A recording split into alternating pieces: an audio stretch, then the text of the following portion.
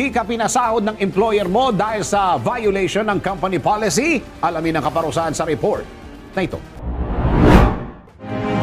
Alamin kung bawal o hindi. Dahil kung di mo alam to, kaso ang kakaharapin mo sa NBI. Nako, bawal ito!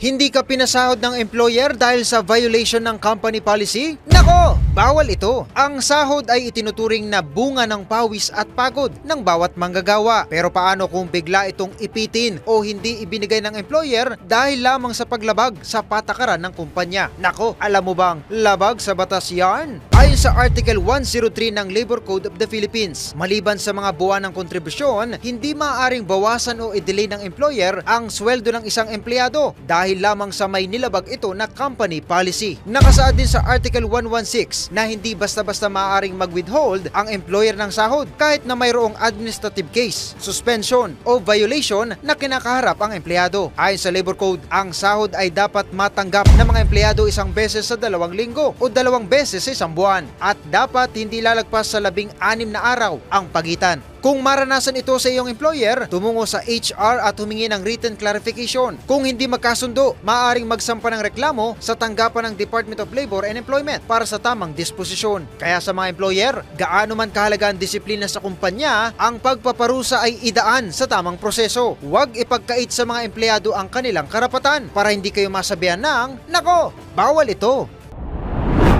Thank you for watching. Tuloy lang ang panonood at pakikinig ng tamang balita sa DWIZ News, DWIZ News FM Regional, DWIZ News TV, Aliw Channel 23, nationwide. Mag-follow, like, subscribe at i-share ang aming mga social media accounts.